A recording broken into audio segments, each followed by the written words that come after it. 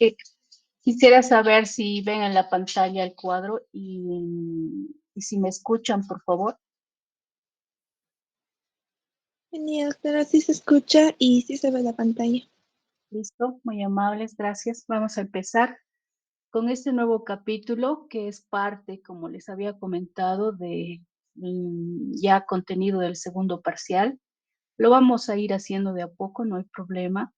Ah, sé que están en exámenes, como les decía, pero tampoco es motivo de poder cortar o retrasar más de lo que ya se ha hecho. Esta unidad, en 6 en realidad, habla sobre las células sanguíneas, sobre la inmunidad que ustedes ya conocen, que pueden ser de varios tipos, y sobre todo de aquel proceso que es la coagulación sanguínea. En primera instancia, en este nuevo inicio o nuevo capítulo, vamos a comentar y recordar un poco sobre quiénes son los eritrocitos, la repercusión del déficit de eritrocitos y el déficit sobre todo de hemoglobina que va a producir la anemia y la policitemia, que no es más que la gran cantidad de eritrocitos. Y vamos a ver también que existen varios tipos de policitemia. Recordar simplemente lo que ustedes ya han visto probablemente en histología, que los glóbulos rojos son las células más abundantes de nuestro organismo. Como término medio tenemos una medida de 5.200.000 más menos 300.000, sobre todo en los varones, y 4.700.000 más menos 300.000 en las mujeres. Recordar que la función importante de los eritrocitos es de transportar hemoglobina, la cual está contenida dentro del eritrocito. Esta hemoglobina, que a su vez ayuda con el transporte de oxígeno desde los pulmones a los tejidos, es sumamente importante en nuestro organismo. Sabemos que en algunos animales, y Guyton dice que incluso en muchos invertebrados, la hemoglobina puede circular como una proteína libre, ya que la hemoglobina es una proteína. Sin embargo, en el ser humano puede encontrarse libre solo en un 3%. Para que cumpla verdaderamente su función, es obvio que la hemoglobina tiene que estar contenida dentro del glóbulo rojo. Ahora, esta hemoglobina en el plasma humano, que es alrededor solo de un 33%, se va a filtrar por la membrana capilar hacia el espacio tisular a través de la membrana glomerular del riñón hacia el filtrado glomerular cada vez que la sangre pase por los capilares. Entonces, estos eritrocitos son sumamente importantes en ese sentido, pero también tiene otras funciones. Otras funciones porque contiene una enzima. Esta enzima se llama anhidrasa carbónica y seguramente la conocen por bioquímica. Esta enzima anhidrasa carbónica cataliza la reacción reversible entre el dióxido de carbono y el agua para formar el ácido carbónico y aumenta la velocidad de reacción miles de veces para que nuestro organismo pueda deshacerse del CO2. Me explico. La anhidrasa carbónica es una enzima que cataliza la reacción reversible entre el dióxido de carbono, vuelvo a repetir, y el agua para formar el ácido carbónico. Aumenta así varios miles de veces, se dice que hasta 5.000 veces. La rapidez de esta reacción entonces va a poder posibilitar que el agua de la sangre transporte enormes cantidades de anhídrido carbónico en forma de ion bicarbonato. De tal manera que al transportarse el dióxido de carbono de esa manera, lo hace desde los tejidos a los pulmones, donde se convierte recién en CO2 y se va a expulsar a la atmósfera como un producto de desecho del organismo. Entonces, debemos recordar también que la hemoglobina es un amortiguador ácido básico, igual que la mayoría de las proteínas. De esta manera, decimos que los eritrocitos van a ser los responsables de la mayor parte del poder amortiguador ácido básico de la sangre completa. Podemos recordar también la forma de los eritrocitos. Nosotros debemos imaginarnos que cada eritrocito es muy flexible y esta flexibilidad viene de que la membrana es sumamente amplia para el contenido que tiene, de tal manera que puede atravesar capilares finos sin poder romperse y dañarse. Son discos bicóncavos que tienen un diámetro de 7.8 micrómetros y un espesor de 2.5 micrómetros en la parte y en la parte central solamente un micrómetro. O sea que están un poco deprimidos en la parte central, donde el espesor es menor y alrededor el espesor es de 2.5 micrómetros. Ahora, la hemoglobina que está contenida en los eritrocitos es aproximadamente 34 gramos por cada 100 ml de sangre. ¿Qué quiere decir? Que la concentración es 34 gramos, es el límite metabólico del mecanismo formador de hemoglobina en la célula. Quiere decir que es el tope. Entonces, en una persona normal, la hemoglobina es casi siempre cercano al máximo de la célula. Eso debemos recordarlo bien. Cuando la formación de hemoglobina por alguna razón sea deficiente, el porcentaje de hemoglobina en las células puede reducirse obviamente por debajo del valor normal. Entonces, repercute en el volumen del eritrocito y puede reducirse también la cantidad de hemoglobina que lleva la célula. De ahí que más adelante vamos a ver que aquellos eritrocitos que tienen una pequeña cantidad de hemoglobina en relación a lo que deberían tener, casi siempre se los ve pálidos y muy pequeños. Ya eso se llama microcito. Entonces, cuando el hematocrito, es decir, el porcentaje de la sangre, de las células de la sangre, normalmente oscilan entre 40 y 45%, normalmente. Y la cantidad de hemoglobina en cada célula normalmente es de 15 gramos de hemoglobina por 100 ml para los hombres, y para las mujeres contiene una media de 14 gramos por 100 ml. Por otra parte, cuando ustedes ya lleven la parte de respiratorio, seguramente también van a poder ver que cada gramo de hemoglobina pura va a ser capaz de combinarse con 1.34 ml de oxígeno si la hemoglobina tiene una saturación del 100%. Por tanto, un hombre medio puede transportar un máximo de 20 ml de oxígeno que van a estar combinados con la hemoglobina por cada 100 ml de sangre, y en una mujer unos 19 ml de oxígeno. Ahora, ¿cómo se producen estos eritrocitos?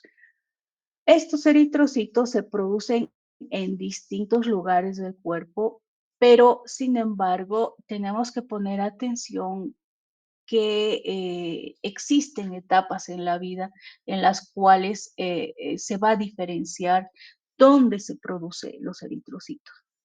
Cuando hablamos de las primeras semanas de vida embrionaria, hablamos del saco vitelino.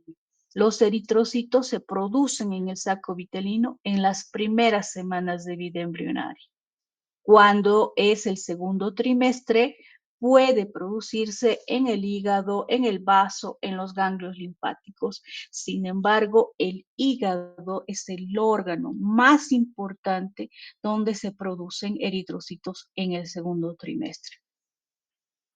Poco después, cuando va avanzando la edad de la persona, se van produciendo simplemente en la médula ósea, sobre todo en el último mes de gestación predomina la formación de eritrocitos en la médula ósea. Y después, ya después de los 5 años y a medida que aumenta la edad, esta médula ósea se vuelve menos productiva. ¿De dónde provienen los eritrocitos? Siempre han debido oír hablar de las células madre, las células madre. Aquí tenemos una de esas. La célula madre es la célula precursora hematopoyética pluripotencial, de la cual van a nacer por diferenciación varias líneas de células, ¿ya? Y esta célula precursora hematopoyética pluripotencial también puede diferenciarse otras iguales a estas, otras células hematopoyéticas pluripotenciales o células madre que van a permanecer en la médula ósea para seguir produciendo líneas de células, ¿no? Entonces se van a guardar algunas. Ya viendo esta madre, como ejemplo, esta madre precursora o madre célula, vamos a ver que por diferenciación va a ir dando lugar a cierto tipo de células que son unidades formadoras de colonias.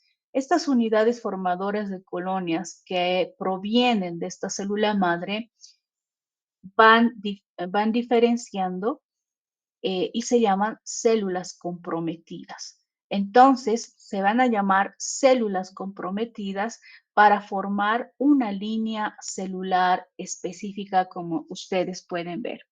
Por ejemplo, la unidad formadora de colonias esplénicas, a su vez, se pueden diferenciar en otras células que se llaman unidad formadora de colonias de blastos.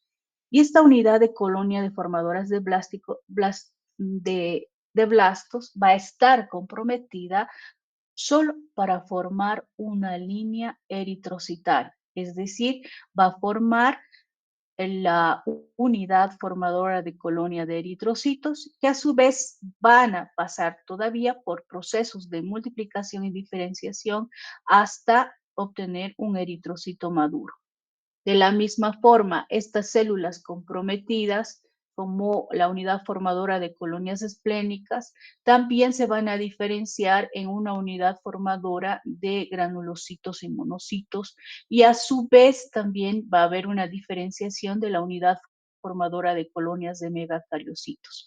Como su nombre indica, esta unidad formadora de colonias de granulocitos y monocitos, los granulocitos darán lugar a neutrófilos, eosinófilos, basófilos por diferenciación y de ahí los monocitos que más adelante vamos a ver que tienen que ver mucho con los macrocitos o macrófagos.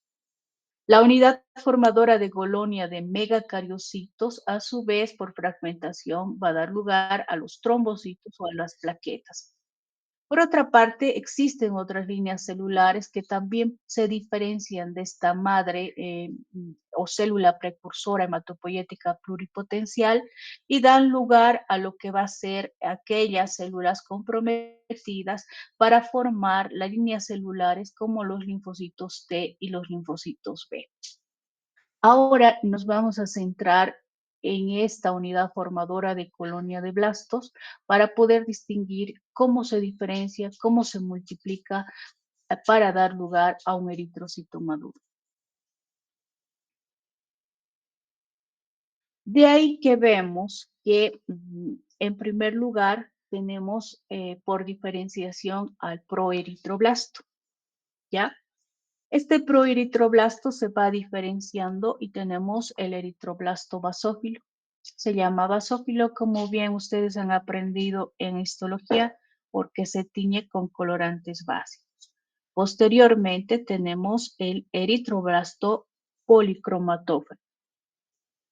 Y así se van diferenciando en eritroblasto ortocromático, dan lugar a un reticulocito, que es la forma más joven o en realidad de las formas más jóvenes que podrían salir a la circulación sanguínea. Sin embargo, necesitan 1 o 2 días para madurar y convertirse en un eritrocito maduro.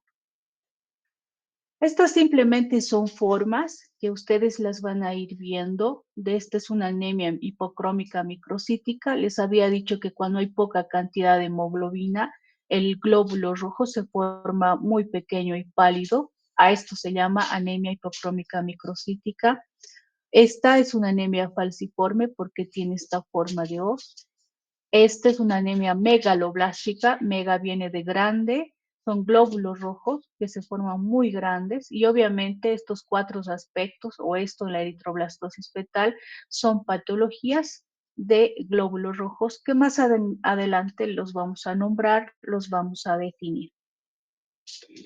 Entonces, de esos estadios de diferenciación en los cuales ustedes pueden ver la hemoglobina, es importante que se acuerden que la hemoglobina aparece primero en los eritroblastos policromatófaros, ¿ya?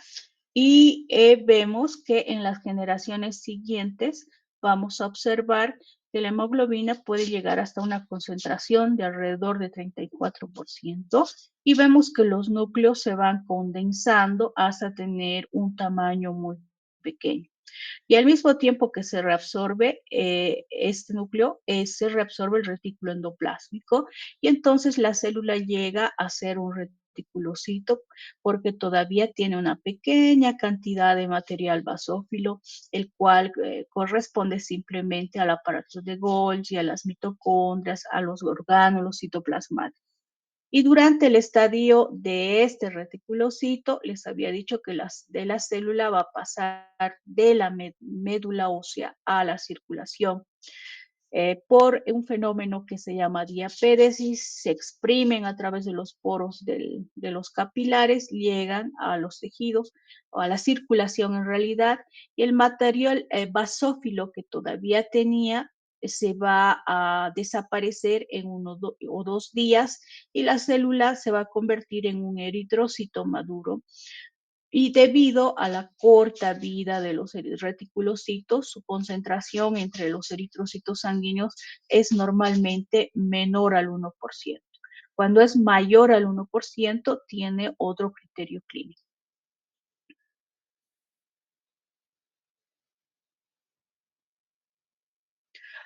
¿Qué hay sobre la regulación de la producción de los eritrocitos? Para que se produzcan los eritrocitos en la médula ósea necesitan de la eritropoyetina, que es sumamente importante. Ahora, cabe recordar que siempre se dispone de un número adecuado de eritrocitos, o sea, tiene que haber un volumen normal de eritrocitos. No puede disminuir ni excederse, sino la función no estaría dentro de la normalidad. Las células no se hacen tan numerosas como para impedir el flujo sanguíneo. Si nuestro organismo formara muchos glóbulos rojos y el porcentaje de células respecto al líquido en la sangre fuese mayor, tiene repercusiones sobre el flujo sanguíneo. Por otra parte, la oxigenación tisular es el regulador más importante de la producción de eritrocitos. Entonces, a esto se aúna lo que tienen que recordar de fisiología circulatoria. Cada tejido hacía que el flujo aumente en velocidad si necesitaba algo. Entonces, el flujo sanguíneo se regulaba de acuerdo a las necesidades metabólicas. Por tanto, la oxigenación tisular es el regulador más importante de la producción de eritrocitos. ¿Qué quiere decir esto? Que si hubiese un déficit de oxigenación a nivel de los tejidos, de por sí, con unos sensores que existen en nuestro organismo, empieza a producirse eritropoyetina. Y la eritropoyetina es la que va a estimular la producción de eritrocitos y su formación va a aumentar en respuesta a la hipoxia, como les había dicho. Entonces, existe cualquier que afecte el tejido celular y exista hipoxia, entonces se secreta eritropoyetina y esta eritropoyetina va a estimular la producción de eritrocitos. He aquí entonces un ejemplo. Existen muchos factores que puedan reducir la oxigenación a nivel tisular. Por nombrarles, un volumen sanguíneo bajo o que esta persona sufra una hemorragia masiva. Entonces, a pesar que se van a desencadenar mecanismos reguladores en nuestro organismo, esto en algún momento va a causar un déficit de oxigenación tisular. La anemia, lo propio, sobre todo si es crónica, va a causar oxigenación tisular. Una hemoglobina baja que no es más sinónimo de anemia. Un, un mal flujo sanguíneo. Entonces, si hay una hemoglobina baja, no va a haber muchos carritos que carguen oxígeno y que lleven a los tejidos. Un mal flujo sanguíneo.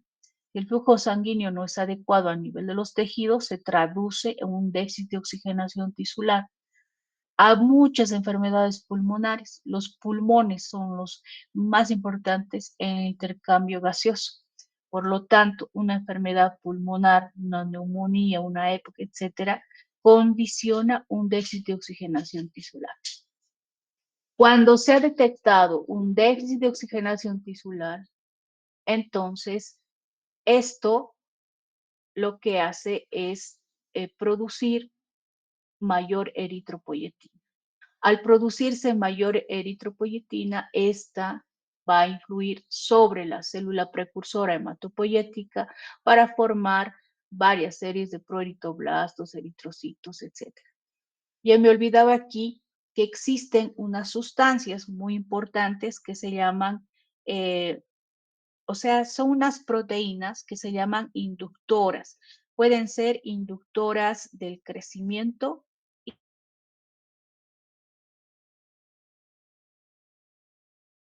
y también pueden ser inductoras del crecimiento, hacen que estos eritrocitos vayan pasando y diferenciándose, en realidad vayan aumentando de tamaño, ¿no? O multiplicándose. Y las inductoras de diferenciación, como su nombre indica, estimulan que se diferencien más rápido hasta llegar a ser adultos. Estas sustancias de inductoras del crecimiento al menos se han descrito como 4 sustancias inductoras del crecimiento, cada una de las cuales va a tener características diferentes, pero quiero que se acuerden sobre todo de la interleuquina 3. La interleuquina 3 es alguien que favorece el inductor del crecimiento y además no solo el crecimiento, sino la reproducción de casi todos los tipos diferentes de células precursoras comprometidas. Mientras otras solo inducen el crecimiento de ciertos tipos específicos, la interleuquina 3 es sumamente importante porque va a favorecer el crecimiento y reproducción de casi todos los tipos diferentes de las células precursoras comprometidas. Por otra parte, aquí aprovecho de nombrar, su función es esa de esta proteína, diferenciar, hacer que un tipo de célula precursora comprometida se vaya diferenciando uno o más pasos hasta la célula sanguínea adulta final. Entonces, volvemos a que un déficit de oxigenación tisular que es detectada por nuestro organismo hace que a nivel del riñón se produzca la eritropoyetina y esta haga que se produzca en la médula ósea o la médula ósea produzca más células. Cuando los eritrocitos han aumentado en cantidad, mejoran la oxigenación tisular y al mejorar la oxigenación tisular, reduce la producción de eritropoyetina y también reduce la influencia de seguir formando más células. ¿Quién es la eritropoyetina? ¿Dónde se forma? Se forma a nivel de los riñones en un 90%. La hipoxia del tejido renal induce a la formación de un factor inducible por hipoxia. Esto se llama IF1. El factor inducible por hipoxia, el factor inducible por hipoxia 1. Entonces, cada vez que haya hipoxia, esta hipoxia es detectada en el tejido renal y va a dar lugar a la formación de la eritropoyetina formando el factor inducible por hipoxia 1. Este va a actuar como un factor de transcripción sobre el gen de la eritropoyetina y de esa manera induce la transcripción del ARN mensajero, aumentando la síntesis de esta sustancia que es importante.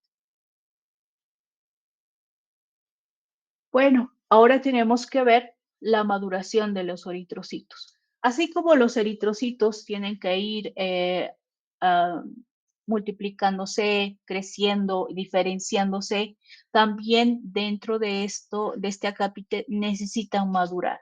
Y los eritrocitos para madurar necesitan de la vitamina B12, que se llama también cianocobalamina, y el ácido fólico. Entonces, la maduración y producción de glóbulos rojos van a estar influidas mucho por el estado nutricional de la persona. Si una persona tiene un estado nutricional deficiente, obviamente la mayoría de las veces va a tener probablemente un déficit de vitamina B12 y un déficit de ácido fólico, entre otras, ¿no? Pero estas dos importantes son o sea que si se da el déficit de estas dos vitaminas importantes, la maduración de los eritrocitos puede verse mm, eh, afectada. La vitamina B12 y el ácido fólico, ambos tienen la misma función, pero de diferente manera. Ambos ayudan a la formación de trifosfato de timidina, que tiene que ver con está relacionada con el ácido desoxirribonucleico, que sirve para la maduración y división nuclear. Ambos hacen lo mismo, pero no quiere decir que si esta faltase, esta va a ser lo que hace esta. Me dejo entender. Las dos tienen que estar presentes, aunque hagan lo mismo, porque tienen formas diferentes de hacer. Por lo tanto, el déficit de estas dos sustancias que sirven para madurar los glóbulos rojos pueden dar lugar a lo que se llama la formación de macrocitos. Macro grande, células grandes. Estos macrocitos tienen características de tener membrana frágil, son irregulares, pueden ser grandes u ovales.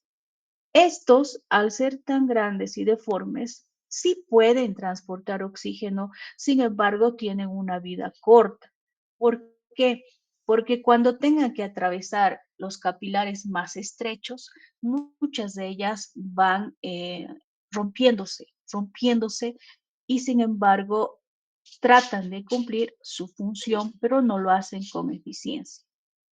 Entonces, la vitamina B2 y el ácido fólico, cuando hay un déficit, pueden producir un fallo en la maduración en el proceso de eritropoiesis.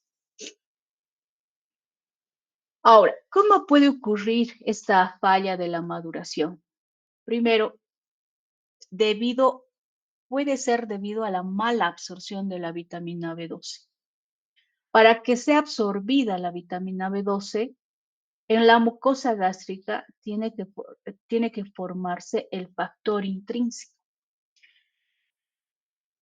Y si esta mucosa gástrica por alguna situación se halla atrófica, seguramente le van a faltar muchas células glandulares. Por lo tanto, va a formar o secretar menos factor intrínseco. Y si falta el factor intrínseco por este defecto o esa patología, no va a haber quien ayude a la absorción de la vitamina B12, produciéndose así una anemia que se llama anemia perniciosa cuando hay un déficit de la falta del factor intrínseco. Al evitar o al existir una mala absorción de la vitamina B12, nuestro organismo va a tener un déficit de vitamina B12 que va a hacer que el glóbulo rojo no tenga una buena maduración. Por otra parte, habíamos dicho que necesitamos por lo menos nosotros 1 a 3 microgramos día de vitamina B12. Estos son necesarios para mantener la maduración normal de nuestros glóbulos rojos. Sabemos que existe almacenado en el hígado 1000 veces más esta cantidad. Sin embargo, para que se produzca esta patología, son necesarios por lo menos entre 3 a 4 años de absorción defectuosa de vitamina B12 y se pueda producir un daño en la formación, en la maduración de los glóbulos rojos. En otras palabras, nosotros necesitamos pequeñas cantidades de vitamina B12 para mantener una maduración normal de nuestros glóbulos rojos, ¿sí? Y tiene que pasar por lo menos 3 a 4 años de déficit de absorción o una absorción defectuosa de vitamina B12. ¿Por qué 3 o 4 años? Porque la mayoría de nosotros tenemos hasta 1000 veces más esta cantidad y no se nota al principio, pero después de 3 o 4 años, esta absorción defectuosa recién puede dañar y aparecer macrocitos por una mala maduración de nuestros glóbulos rojos. Esta falla de maduración también habíamos dicho que no solo va a estar dada por el déficit de vitamina B12, también va a estar dada por la deficiencia de ácido fólico. El otro nombre del ácido fólico es el ácido glutámico. Esto se da también por una deficiencia nutricional y una mala absorción, pero esta no necesita el factor intrínseco, sino más bien necesita absorberse en forma adecuada. Pero si existen patologías, por ejemplo, en el intestino delgado, como enfermedades como el SPRU, donde la mala absorción predomina, entonces de esa manera hay un déficit de absorción del ácido fólico y al mismo tiempo también puede haber un déficit de la vitamina B12. Por lo tanto, son importantes la buena absorción de ambos para que se produzca una buena maduración de los glóbulos rojos. Y decimos que el déficit de estas dos sustancias hace que se formen glóbulos rojos grandes. De ahí también proviene el nombre de anemia megaloblástica. De mega viene de grande y vuelvo a repetir, los glóbulos rojos tienen una membrana frágil que se rompe fácilmente cuando tienen que atravesar capilares muy delgados y así se van perdiendo los glóbulos rojos y producen lo que es una anemia megaloblástica, una anemia macrocítica.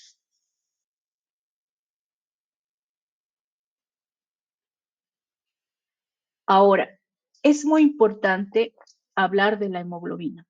La hemoglobina en su formación. Nosotros sabemos que al unirse dos succinilcoenzima A más dos glicinas, van a formar un pirrol. A su vez, 4 pirroles van a formar la protoporfirina 9. La protoporfirina 9 más fierro va a dar lugar a la molécula hemo. Un hemo más polipéptido va a dar lugar a una cadena de hemoglobina que puede ser del tipo alfa o beta. Se unen dos cadenas alfa, dos cadenas beta y dan lugar a la hemoglobina A, la hemoglobina del adulto. Aquí podemos ver un polipéptido, la unión de una hemoglobina alfa y beta. ¿Qué es importante además de la formación de la hemoglobina? Vemos, quiero que no se olviden o, o recuerden, porque ustedes ya lo saben, que hay una sustancia muy importante para que se forme la molécula hemo, y este es el fierro. No se olviden de eso.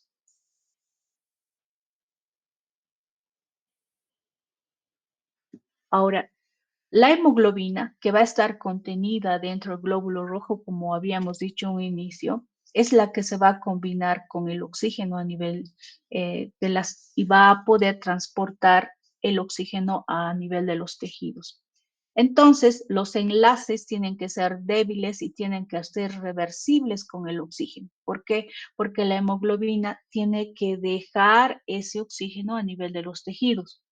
El oxígeno no se combina con enlaces positivos del hierro en la molécula de hemoglobina y el oxígeno se transporta como oxígeno molecular para luego liberarse a los tejidos.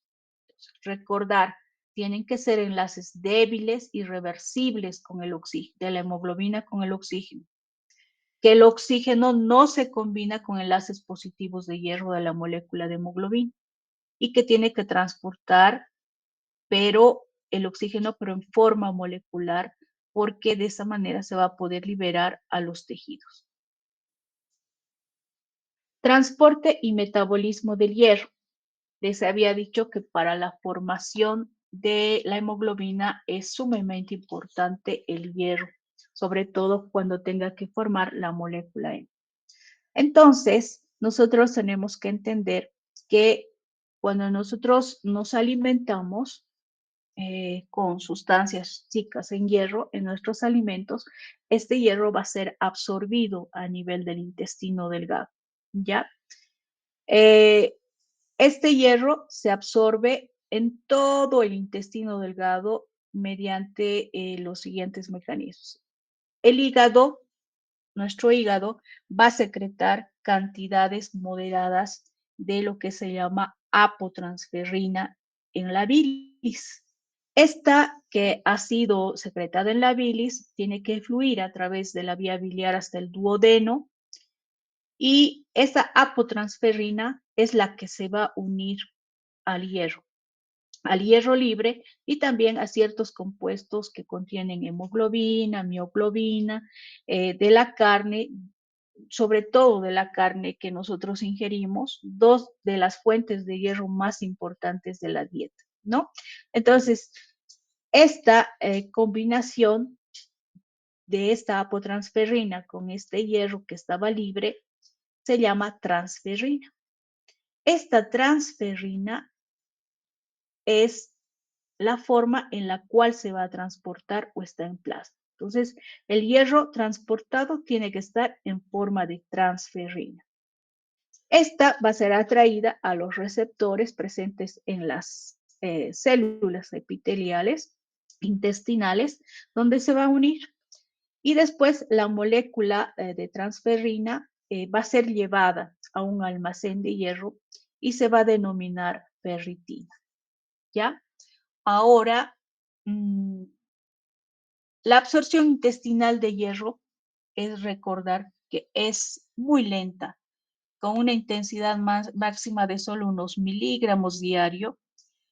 Y esta intensidad de absorción significa que incluso si hubiese abundante hierro en los alimentos, solo se va a absorber las proporciones pequeñas que necesitamos.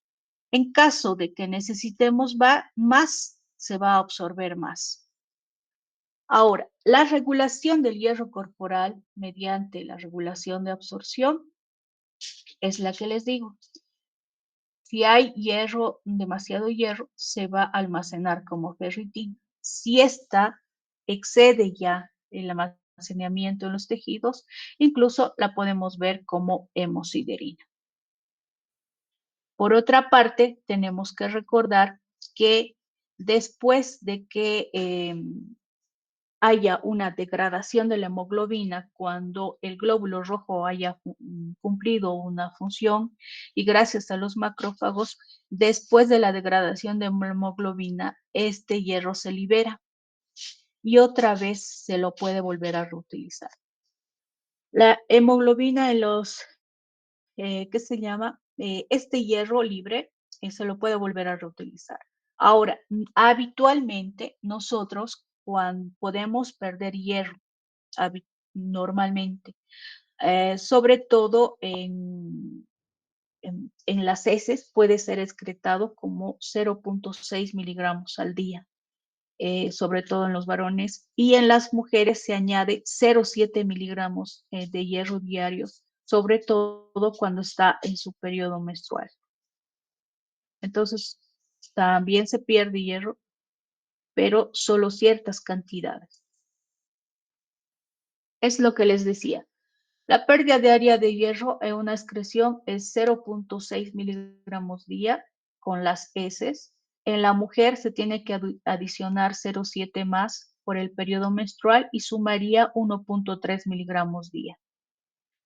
La absorción de hierro en el aparato digestivo, ya les había comentado, se tiene que absorber solo proporciones pequeñas en el intestino delgado, lo hace gracias a la apotransferrina.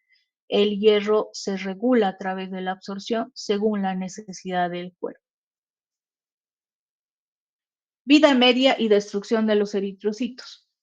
Nuestros glóbulos rojos tienen una vida media, es decir, que después de haber cumplido sus funciones y sobre todo haber pasado casi entre 100 y 120 días sobre todo, estos glóbulos rojos ya pequeñitos, ya viejitos, tienen sistemas metabólicos poco activos, tienen membranas frágiles y se van a llegar a autodestruir a nivel del vaso.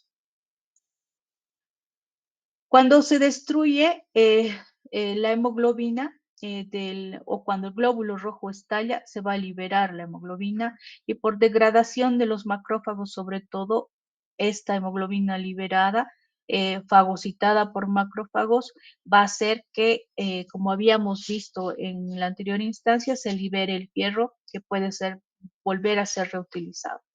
Por otra parte, estos macrófagos fagocitados están presentes a nivel del hígado, de la médula ósea y del vaso. O los macrófagos que fagocitan. Las anemias. Las Guyton, existen muchas formas de división de las anemias en realidad. Y para nosotros, cuando hablemos de anemia, sobre todo tenemos que hablar de disminución de la hemoglobina en la sangre. No tanto del hematocrito, que obviamente acompaña a lo que son los valores de hemoglobina, no tanto del volumen en millones de glóbulos rojos, sino más bien de disminución de la hemoglobina específicamente. Cuando hablemos de disminución de hemoglobina específicamente, estamos hablando de anemia. Y recordar que los valores de hemoglobina en la mujer pueden ser 14, 14,15 gramos de hemoglobina, y si está por muy debajo de esta, vamos a llamar anemia. En los varones, 15, 16, etc. Ahora, Guyton, para una mejor ejemplificación, hace una división de las anemias en general. Existen muchas otras, pero esta las presenta para que nosotros podamos entender el origen de estas anemias. Tenemos, por ejemplo, las anemias por pérdida de sangre. Estas anemias por pérdida de sangre, obviamente, si el contenido de hemoglobina dentro del glóbulo rojo lleva la materia prima que se llama hierro y yo pierdo sangre, no voy a volver a recuperar el hierro, ¿sí? Y seguramente si hay mucha pérdida de sangre o esta ha sido en forma crónica, se va a llegar a notar una disminución del hierro. Y nosotros habíamos dicho que si el hierro es la materia prima para producir la hemoglobina y que la hemoglobina dentro del glóbulo rojo le daba su característica roja y su tamaño específico. También habíamos dicho en un inicio que si tenía ese glóbulo rojo muy poca hemoglobina dentro, ese glóbulo rojo se formaba un poco pálido y pequeño, y de ahí que aparecía lo que era la anemia hipocrómica microcítica. Entonces, tengo que entender que una persona que haya perdido sangre o cuál haya sido el origen, que puede ser nutricional o lo que ustedes quieran, mientras haya una disminución de fierro, no va a haber una buena formación de hemoglobina. Por lo tanto, se van a empezar a formar glóbulos rojos pequeños y pálidos. De ahí que el déficit de fierro puede producir anemia hipocrómica microcítica. Por otra parte, tenemos la anemia aplásica. La anemia aplásica, como su nombre indica, es más debido a una disfunción de la médula ósea, a una aplasia de la médula ósea, que significa falta de función de la médula ósea. Por ejemplo, Cuando existe una exposición a altas dosis de radiación o quimioterapia, sobre todo aquellas personas que están recibiendo quimioterapia para el tratamiento de cáncer, esa quimioterapia como efecto colateral puede dañar las células madre de la médula ósea y unas semanas después produce anemia o se nota una anemia que puede ser moderada a grave. Además, también sabemos que existen productos tóxicos como insecticidas, benceno, gasolina, que también podrían provocar el mismo efecto a nivel de la médula ósea. También existen trastornos inmunitarios como el lupus eritematoso, el sistema inmunitario. Sabemos que en el lupus eritematoso empieza a atacar a células sanas y también puede atacar a células madre de la médula ósea, lo que también puede inducir a la anemia plástica. En aproximadamente la mitad de los casos, se dice que se desconoce la causa del trastorno de la anemia plástica y esta se llama anemia plasa idiopática. Entonces, en resumen, una anemia aplásica con una falta de función de la médula ósea, obviamente, no solo va a producir un déficit de los glóbulos rojos, también puede producir un déficit de otras líneas celulares y de ahí el origen de la anemia. Hemos hablado mucho sobre la anemia megaloblástica. Si ustedes se acuerdan, mega era grande y había unos macrocitos con membranas frágiles y estas se daban por el déficit o se formaban por el déficit de vitamina B12 y ácido fólico eh, que producían este tipo de anemia, ¿no? El déficit de ácido fólico y de vitamina B12 si recuerdan, ayudaba a la maduración de los glóbulos rojos y cuando había un déficit de una o dos de estas, producía la anemia megaloblástica. Entonces se caracterizaba por tener esas membranas frágiles. Les vuelvo a repetir que cada vez que tenían que ir por los capilares estrechos, se fragmentaban, se lisaban, etcétera, etcétera. Otro ejemplo que nos da Guyton es la anemia hemolítica. Dentro de lo que es la anemia hemolítica, nos muestran diferentes anomalías de eritrocitos, como los esferocitos. La esferocitosis hereditaria es una enfermedad hereditaria, la cual eh, se caracteriza por que son muy pequeñitos, son esféricos, en lugar de ser discos bicóncavos, estas no pueden soportar las fuerzas de contracción, compresión, porque tienen una mala estructura de la membrana normal, no es tan flexible, no son bicóncavos, por lo tanto, cuando al pasar a través de la pulpa esplénica u otros lechos vasculares rígidos se van a romper con facilidad ante cualquier compresión o incluso que ésta sea ligera. La anemia falciforme, por nombrarla así, habíamos visto al principio unos dibujos en forma de hoz. Esta anemia es propia del África Occidental, eh, sobre todo en la raza negra. Eh, estas células tienen un tipo anormal de hemoglobina que se llama hemoglobina S, que contiene cadenas beta defectuosas de la molécula de hemoglobina y cuando esta hemoglobina se expone a concentraciones bajas de oxígeno, va a precipitar en cristales largos dentro de los eritrocitos y estos mismos cristales alargan la célula y le dan un aspecto de hoz en lugar de un disco bicóncavo y la hemoglobina precipitada también lesiona la membrana celular de manera que las células igualmente se hacen frágiles, se rompen, se lisan y por eso se llama anemia hemolítica porque todas se rompen y se lisan. Esta característica también tienen los esferocitos, la falciforme y la hemoglobina fetal, que más adelante la hemoglobina, digo, la eritrospetal la vamos a volver a ver en, en un acápite de eh, cuando avancemos la tipificación de grupos sanguíneos. La eritroblastosis fetal se da sobre todo cuando una mamá es ORH negativa y se embaraza. Se embaraza y probablemente de un ORH positivo.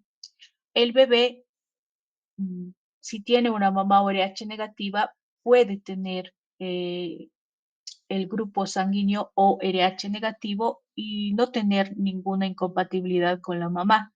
Pero si hereda el grupo A o RH positivo del papá, siendo la mamá O negativo, este O negativo empieza a formar anticuerpos que dañan a los glóbulos rojos de su bebé. Por lo tanto, produce la eritroblastosis fetal. Esto lo vamos a explicar con más detalle más adelante. Sin embargo, recordar que el déficit de hierro, cual sea la causa, puede formar glóbulos rojos pequeños y pálidos, y esto se llama anemia hipocrómica microcítica. La anemia plástica de por sí, por tantas circunstancias, y cuando se atañe la madre pluripotencial, da lugar a un déficit de formación no solo de glóbulos rojos, sino también un déficit de otras células, otras líneas celulares. La megaloblástica por déficit de vitamina B12 y ácido fólico, y la anemia hemolítica, que se caracteriza porque sus glóbulos rojos, por las causas o orígenes que tienen y por las deformaciones que tienen, empiezan a alisarse por diferentes circunstancias, y de ahí se forma la anemia hemolítica. Ahora, cuando existe anemia, obviamente el cuerpo exige más oxígeno, por lo tanto va a aumentar la frecuencia cardíaca, porque de alguna manera tiene que aumentarse el gasto cardíaco para cubrir las necesidades de los tejidos como mecanismos de regulación. Entonces, anemia repercute en un aumento del gasto cardíaco y obviamente en un aumento de la frecuencia cardíaca. La policitemia, para concluir y no alargar, vamos a quedar en lo que es policitemia. La siguiente clase va a ser el miércoles. A la misma hora, por favor, sean puntuales para que vayamos avanzando de a poquito, aunque sea por periodos breves. Esto vamos a quedar aquí y hasta el miércoles, por favor, que se conecten. Les voy a volver a mandar probablemente usemos el mismo link, pero les voy a volver a mandar. Gracias por su presencia. Espero que se vayan uniendo más personas a pesar de que haya exámenes. ¿Listo? Quedamos aquí. Muchas gracias, doctora. Gracias a ustedes.